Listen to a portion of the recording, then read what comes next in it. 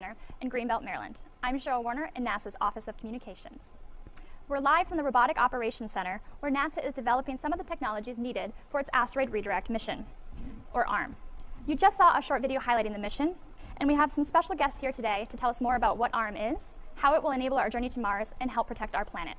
Our first guest today is the President's Science Advisor, Dr. John P. Holdren, NASA Administrator Charles Bolden, and ARM Program Director Michelle Gates. First, we will hear some remarks from Mr. Holdren. Thank you very much. It's certainly a pleasure to be here. I wanted to put the ARM mission in context of the President's and NASA's vision for expanding the human exploration of space. That vision is ambitious, it's coherent, it's systematic. It has four major pieces. The first piece of that strategy is working with the private sector, working with industry to develop the most cost-effective capacities to expand our presence in space that we possibly can. The second component is developing the new, innovative, advanced technologies that will be needed to take us all the way to Mars and beyond. That involves in-space refueling, it involves habitat development, it involves how you protect astronauts on these long missions, it involves advanced propulsion, and much more. The third element of this strategy is extending the use of the International Space Station into the mid-2020s so that it can continue to serve as a test bed for some of those advanced technologies and a jumping off point, as well as a scientific platform, an educational platform, even a diplomatic platform. The fourth component is a set of missions of increasing ambition, taking humans further and further into space, beyond, way beyond low Earth orbit. What we'll be doing next is setting up operations in a stable orbit around the moon, which in fact is the most sensible jumping off point for a Mars mission, because as opposed to the surface of the moon, you don't have to spend the energy to lift all of your payloads back out of moon's gravity. This is a conclusion of, I think, everybody who's looked really carefully at the dynamics and the mechanics of getting to Mars. You do it from a jumping off point in stable orbit around the moon. The ARM mission exploits and will exploit a whole variety of technologies that come together to advance our progress toward the moon. One is human operations in a stable orbit around the moon. Another is the combination of robotic capabilities that will pull a boulder from an asteroid and bring it into that orbit, and the human capabilities, the judgment, the on-the-spot decision-making that only humans can deliver. And the demonstration of advanced electric propulsion capabilities that will be used to reach that asteroid and bring a boulder back from it. And the other benefits of this mission, which are just extraordinary, include demonstrating capabilities that ultimately we may need to deflect an asteroid on a collision course with the Earth. This is a hazard that 65 million years ago the dinosaurs succumbed to. We have to be smarter than the dinosaurs. They went extinct when a large asteroid hit the Yucatan Peninsula. And we are going to get better through this asteroid redirect mission at identifying dangerous asteroids, learning how to deflect them, and we will learn in addition how to exploit asteroids commercially. Asteroids contain materials that can be used to resupply space missions and ultimately may be valuable sources of materials for long-term existence of humans in space. You know, President Obama has said, we're going to space not just to visit, but to stay. And the asteroid mission is the next important step on that trajectory. Excellent, thank you, sir. We'll now hear from Administrator Bolden. Thanks very much, and I want to thank Dr. Holdren especially for taking time to come out here and be with us on this very special day. It's a full day. I also want to thank Michelle Gates, who's the program manager for the Asteroid Redirect mission.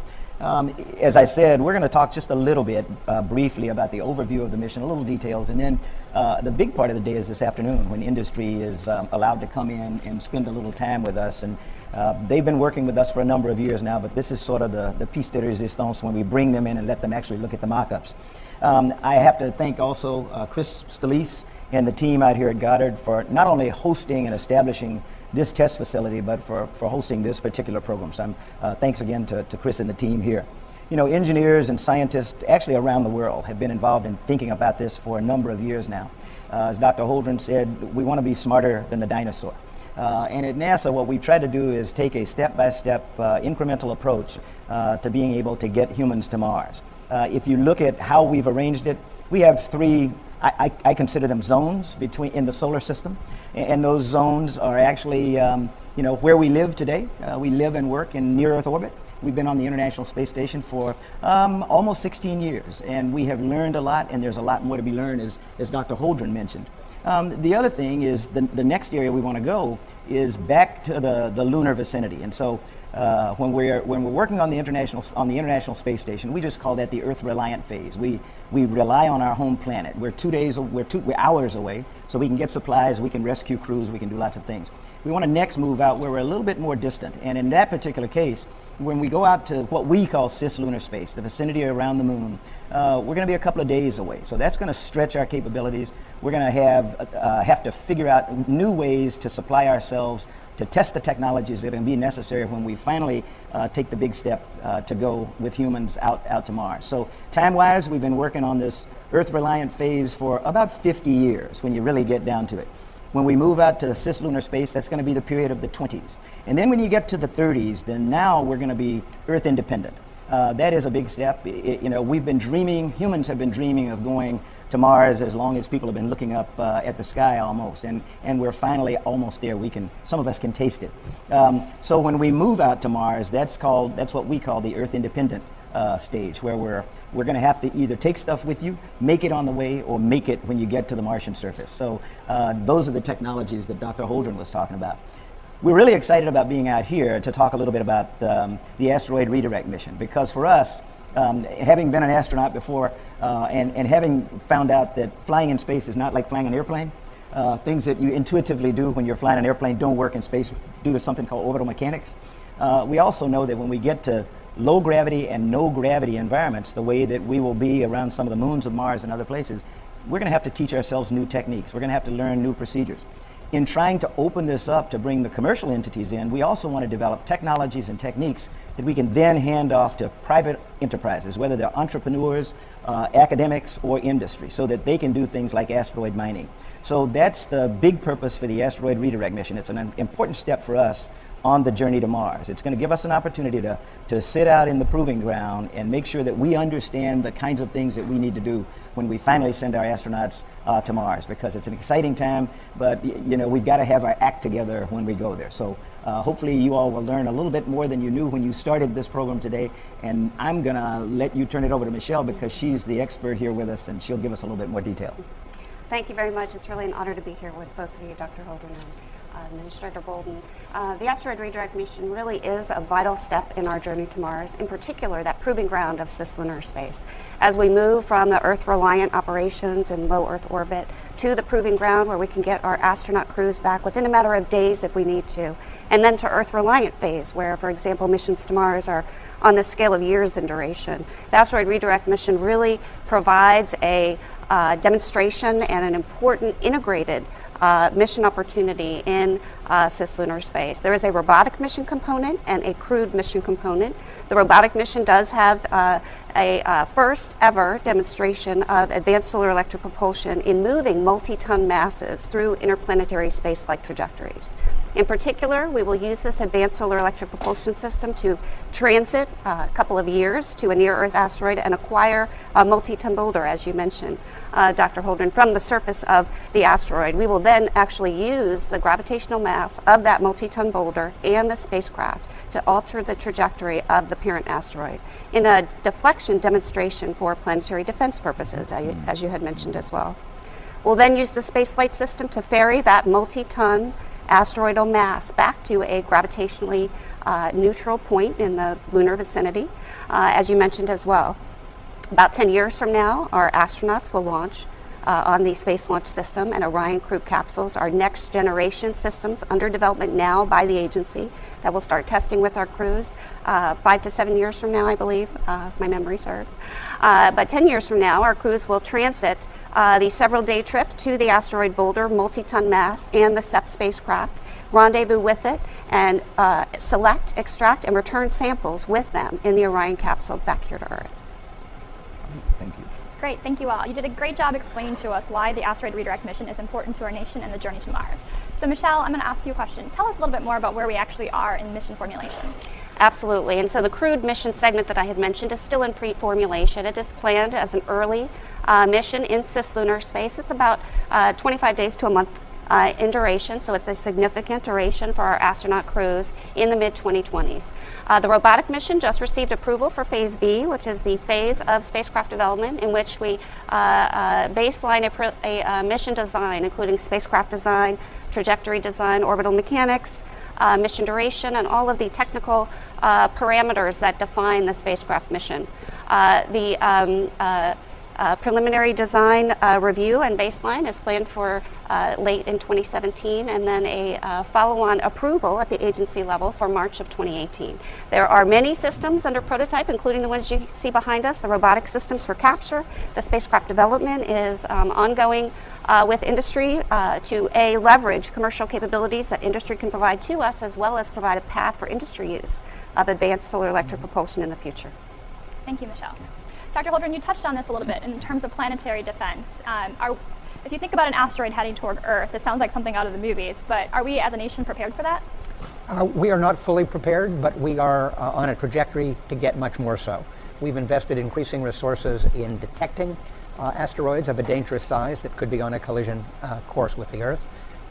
We've had some recent experiences that indicate how challenging this is. In 2013, a smallish asteroid exploded over Siberia with a force of about 400 kilotons or 500 kilotons of TNT. Did a lot of damage on the ground. Something like 1,000 people were injured by flying glass and so on. That explosion was in the range of 30 times bigger than the Hiroshima nuclear bomb. We had in 1908 a much larger asteroid explosion, again over a part of Siberia. Fortunately did not occur over a heavily populated area, but it exploded with the equivalent of multiple megatons of explosive force. So we know that this does happen. It's rare. The impact that occurred in 2013 is estimated to have been a 1 in a 100-year event. The impact that occurred in 1908 was estimated to have been a 1 in a 1,000-year event. But again, if we are going to be as capable a civilization as our technology allows, we need to be prepared for even those rare events because they could do a lot of damage to the Earth.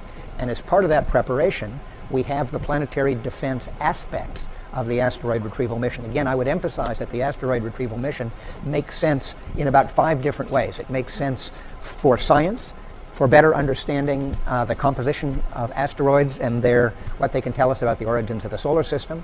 It makes sense from the standpoint of technology demonstration, demonstrating technologies that we're going to need for the mission to Mars. It makes sense in terms of human operations in cislunar space, again, the most appropriate stepping off point for Mars.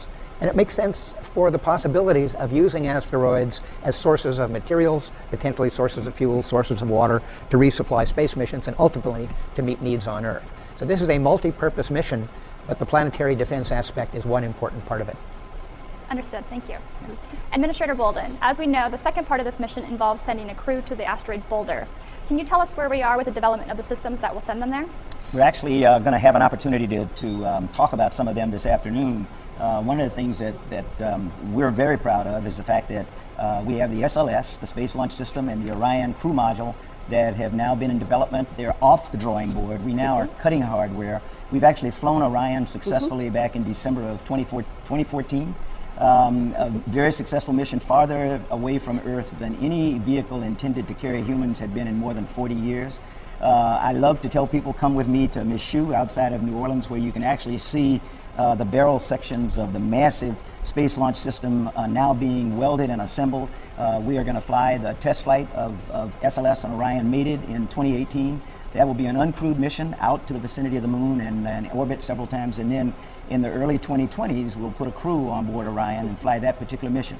In the mid-20s, when I say Michelle and her team are successful in moving the asteroidal mass to cislunar space and to a stable orbit around the moon, we're actually going to allow a crew to attach themselves to the device that some of you can see behind me, and they'll actually use that as an exit way out of Orion onto the asteroidal mass, where they can do experimentation on technology development, on procedures development. And this is a continuation. I talk about step-by-step things all the time. We've actually been doing simulations at the Johnson Space Center, simulations here, simulations at many of our NASA centers. We've also spent the last, I think, 3 years in our underwater proving ground called NEMO. So that has been dedicated to to asteroid research, if you will. How do humans attach themselves to an asteroid, which may be no gravity or very low gravity? So we've been coming along up until now, and the mid-2020s will give us an opportunity to really send a crew out to do some of the kinds of things that we think we may have to do when you get out into the Martian environment, where you're distant from Earth, out in the Earth independent phase, where our crews will be much better prepared to do the kinds of operations that they want out there. So it's an incremental, step-by-step approach that we're using. Thank you, sir. Dr. Gates, can you tell us a little bit more about the target asteroid that we have in mind that we're going to visit? Sure, absolutely. And in fact, the science community selected our reference target, which is 2008 EV5. It is a carbonaceous asteroid, believed to be one of potentially 4 types.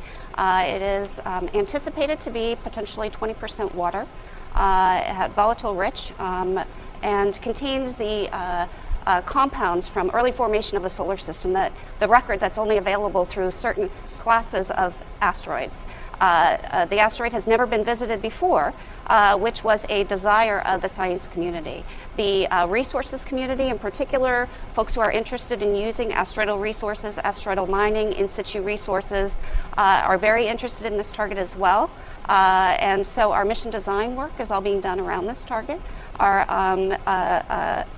capture capability prototyping you see behind us is being done with the assumptions of this target. We have a very lengthy report from the external community, actually, recently out in February of this year, available on our website, www.nasa.gov/ARM, the FAST report, which is 167 pages of detail, if anyone is interested. Sure, I can add one thing. I can't believe I forgot this, but last week we had an incredible mission that was launched called OSIRIS-REx. Yes. And as I talk about an incremental approach to what we're doing, a lot of the folk who are here at Goddard, because they were essentially the key members of the OSIRIS-REx team, we launched a satellite that is going to make a couple of year transit to another asteroid that is pretty well studied, Bennu. When it gets there, we're going to study that asteroid for about 2 years. We're going to pick landing sites. We're going to do a better characterization of it. And then finally, when we're confident that we know where we want to land and how to do it, the OSIRIS-REx is actually going to take itself down to very close proximity to the surface of Bennu and use a long arm that'll go down, penetrate the surface, and cause dust and debris and and whatever you want to call it from an asteroid to come up and be captured into a canister that we will then bring back to Earth for subsequent study. So it'll go into what we currently call the lunar repository at the Johnson Space Center, where planetary scientists will be able to take real samples from Bennu and begin to study them. And that will feed in to the subsequent asteroid redirect mission. So everything we do is incrementally planned to support each other. And I did not want to forget about OSIRIS-REx. Thank you for adding that. Very quickly, do you have any last remarks? Because we're going to wrap up here. Dr. Gates? I just encourage folks to visit our website and look at all the recent progress, including with the spacecraft bus, our announcement for partnerships that was just released, the prototyping information on our technologies, and all the benefits of the mission that Dr. Holdren spoke of. I'm just happy to be here and have Dr. Holdren here. It's not every day that we get the President's Science Advisor to come out to the Goddard Space Flight Center. So excited about this mission, excited about the fact that we're going to expose industry to it again today and let them give us some inputs. But just real good time for the agency. And I would just add that the President is excited about this mission as well. He spoke about an asteroid mission in 2010 when he talked about the way we were building a systematic, coherent, visionary approach to moving deeper into space and conducting ever more elaborate operations in space. We think this mission is a great example that pulls together so many threads of what we need to be doing on the way to Mars. Great, well thank you all. We appreciate you being here today. We're excited about this mission as well. In fact, if you're interested in learning more about the asteroid redirect mission, today, September 14th at 12 p.m. Eastern, if you check out www.nasa.gov/ARM, you can tune into our virtual update. And immediately following that, at 3 p.m. Eastern today, we're going to have a Facebook Live Q&A with more staff to talk about the asteroid redirect mission. Again, check out. Good morning. Welcome to Goddard Space Flight Center in Greenbelt, Maryland. I'm Cheryl Warner in NASA's Office of Communications. We're live from the Robotic Operations Center, where NASA is developing some of the technologies needed for its asteroid redirect mission, or ARM. You just saw a short video highlighting the mission, and we have some special guests here today to tell us more about what ARM is, how it will enable our journey to Mars, and help protect our planet. Our first guest today is the President's Science Advisor, Dr. John P. Holdren. NASA Administrator Charles Bolden, and ARM Program Director Michelle Gates. First, we will hear some remarks from Mr. Holdren. Thank you very much. It's certainly a pleasure to be here. I wanted to put the ARM mission in context of the President's and NASA's vision for expanding the human exploration of space. That vision is ambitious, it's coherent, it's systematic. It has four major pieces. The first piece of that strategy is working with the private sector, working with industry to develop the most cost-effective capacities to expand our presence in space that we possibly can. The second component is developing the new innovative advanced technologies that will be needed to take us all the way to Mars and beyond. That involves in-space refueling, it involves habitat development, it involves how you protect astronauts on these long missions, it involves advanced propulsion and much more. The third element of this strategy is extending the use of the International Space Station into the mid-2020s so that it can continue to serve as a test bed for some of those advanced technologies and a jumping off point, as well as a scientific platform, an educational platform, even a diplomatic platform. The fourth component is a set of missions of increasing ambition, taking humans further and further into space, beyond, way beyond low Earth orbit. What we'll be doing next is setting up operations in a stable orbit around the moon, which in fact is the most sensible jumping off point for a Mars mission, because as opposed to the surface of the moon, you don't have to spend the energy to lift all of your payloads back out of moon's gravity. This is a conclusion of, I think, everybody who's looked really carefully at the dynamics and the mechanics of getting to Mars. You do it from a jumping off point in stable orbit around the moon. The ARM mission exploits and will exploit a whole variety of technologies that come together to advance our progress toward the moon. One is human operations in a stable orbit around the moon.